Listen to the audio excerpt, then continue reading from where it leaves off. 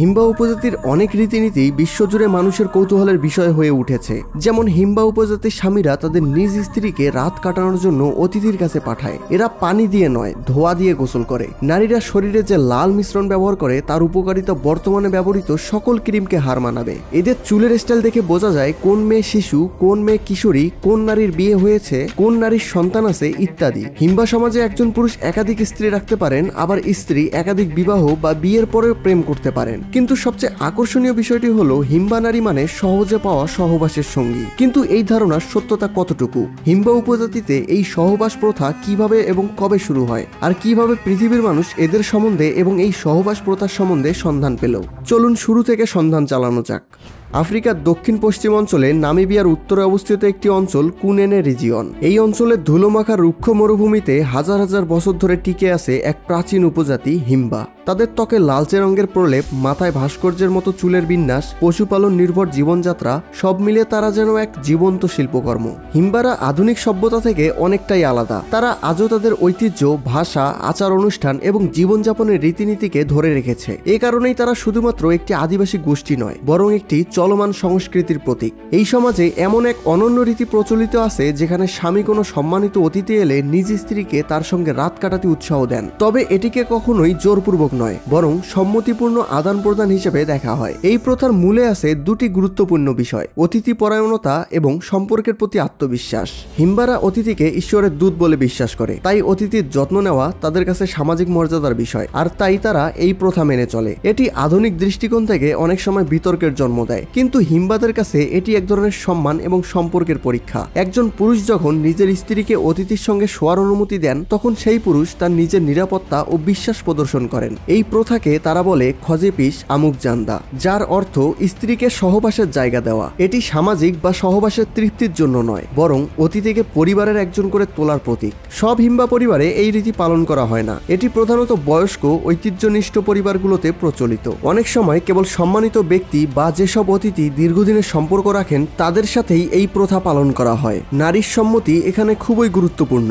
যদি কোনো নারী অনিচ্ছুক হন, অর্থাৎ সেই নারী না চাইলে তার সাথে জোরপূর্বক সহবাস করার কোনো নিয়ম নেই। এর ফলে সমাজে কেউ সেই নারীকে দোষারোপ করবে না, কারণ এটি সম্পূর্ণ নারীর ইচ্ছার উপর নির্ভর করে। অনেক সময় স্ত্রী নিজেই অতিথিকে ভালোবেসে ওঠেন, আবার অনেক সময় বিনয়ের সঙ্গে তা প্রত্যাখ্যান করেন। এমনকি যদি কোনো স্ত্রী অতিথির সাথে রাতও কাটান, সেটা শুধুই তার নিজের ইচ্ছায়। হিম্বারা তাদের অতিথিকে খুশি করার জন্য এসব করে থাকে। এটা তাদের নিয়ম এবং রীতিনীতির মধ্যে পড়ে। হিম্বা নারীদের যৌনতার প্রতি দৃষ্টিভঙ্গি অবিশ্বাস্য রকমের স্বাধীন ও স্বাভাবিক। তারা যৌনতাকে লজ্জার কিছু নয়, বরং ভালোবাসা, সম্পর্ক এবং আনন্দের একটি স্বাভাবিক রূপ বলে মনে করে। এই সমাজে একজন নারী বিবাহিত হয়েও প্রেম করতে পারেন, একজন পুরুষ একাধিক সঙ্গিনী রাখতে পারেন, এবং এই সকল সম্পর্ক খোলামেলা ভাবেই করে। তারা কোনো কিছু গোপন করে না, অর্থাৎ স্বামী বা স্ত্রী উভয় এই সম্পর্কের কথাগুলো জানে।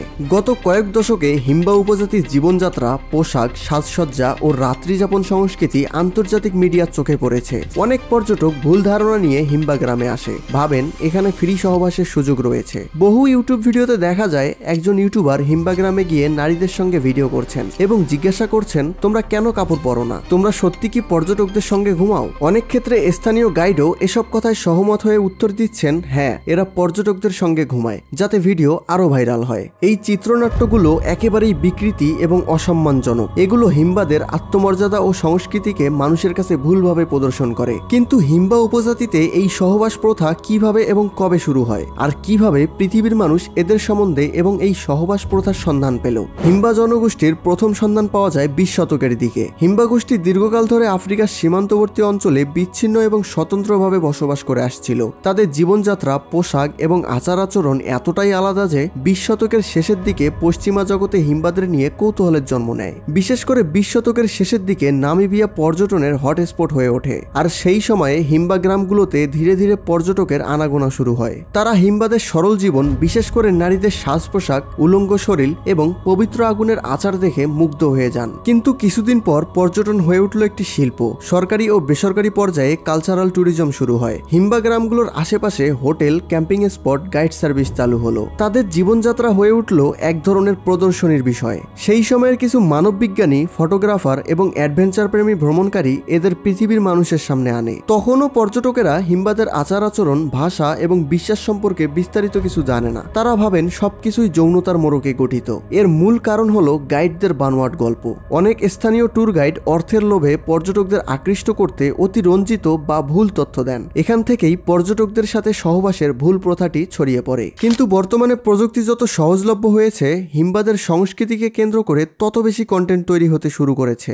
যেমন video documentary, YouTube blog, social media reel, এমনকি কিছু কিছু নীল ছবির উপাদানও। অধিকাংশ ক্ষেত্রেই এই কন্টেন্টগুলোর উদ্দেশ্য ছিল না হিম্বা সংস্কৃতিকে সম্মান দেখানো, বরং বেশি বেশি ভিউ পাওয়ার জন্য এসব ভুল তথ্য দিয়ে ভিডিও বানানো হচ্ছে। কিছু কিছু সাধারণ দৃশ্য বারবার ব্যবহৃত হয়, যেমন হিম্বা নারীদের নগ্নতা, তাদের সাজসজ্জা ও গোসল না করার সংস্কৃতি এবং অতিথির সঙ্গে শুয়ে থাকার দৃশ্য। এই দৃশ্যগুলোকে কৌশলে এমনভাবে দেখানো হয় যেন হিম্বা নারী মানে সহজে পাওয়া সহবাসের সঙ্গী। এটি এক ধরনের ভিজুয়াল শোষণ। এইসব ভিডিওতে নারীর সম্মতির বিষয়টি এড়িয়ে যাওয়া হয়, নারীর সম্মানের বদলে তার শরীরকে উপস্থাপন করা হয় এবং সম্পূর্ণ সামাজিক প্রেক্ষাপট বাদ দিয়ে কেবল রাত্রি যাপনের দিকটি বড় করে দেখানো হয়। কিন্তু সত্য ঘটনাটি হলো, যখন কোনো পর্যটক এই উপজাতিতে আসে এবং সে যদি তাদের সাথে কিছুদিন থাকতে চায়, তাহলে হিম্বারা তাদের থাকতে দেয়। কিন্তু তাদের তো একাধিক ঘর থাকে না, বা অতিথিদের থাকার জন্য আলাদা ঘরও নেই। এ কারণেই সেই অতিথিকে যে কোনো একটি পরিবারের সাথে এক ঘরেই রাত কাটাতে হয়, আর সেই পরিবারে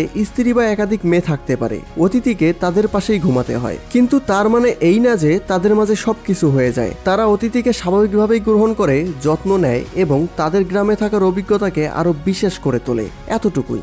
এই হিম্বা নারীদের আরো কিছু আজব রীতি আছে, যেমন তাদের সাজসজ্জা বা গোসল না করার সংস্কৃতি। এখানে পানির মূল্য অনেক এবং হিম্বারা পানির মূল্য বোঝেন অনেক গভীরভাবে, কারণ তারা বাস করে মরুভূমি ও শুষ্ক পরিবেশে। তাই তারা গোসল না করাকে অপরিচ্ছন্নতা হিসেবে দেখে না, কারণ তারা নিজেদের ত্বকে মাখে একটি বিখ্যাত মিশ্রণ। এটিকে বলা হয় ওডজিজে। এই মিশ্রণ গরুর চর্বি, লাল রঙের মাটি এবং সুগন্ধি উদ্ভিদের সংমিশ্রণে তৈরি হয়। এটি তাদের ত্বক ও চুলে ব্যবহার করা হয়। এটি একদিকে যেমন সৌন্দর্য বৃদ্ধি করে, তেমনি সূর্যের তাপ থেকে ত্বককে রক্ষা করে। এই লাল রং তাদের জন্য নারীত্ব, সৌন্দর্য ও আত্মপরিচয়ের প্রতীক। হিম্বা উপজাতির নারীদের চুলের স্টাইল তাদের বয়স, সামাজিক অবস্থান এবং বৈবাহিক অবস্থা বোঝার একটি গুরুত্বপূর্ণ সাংস্কৃতিক সংকেত। হিম্বা সমাজে এই চুলের বিন্যাস এক ধরনের পরিচয়পত্রের মতো কাজ করে। যেমন শিশুকন্যা বা ছোট মেয়েরা সাধারণত মাথার দুই পাশে দুটি মোটা বেনুনি করে। এই স্টাইলকে বলা হয় ওজন দাঁত।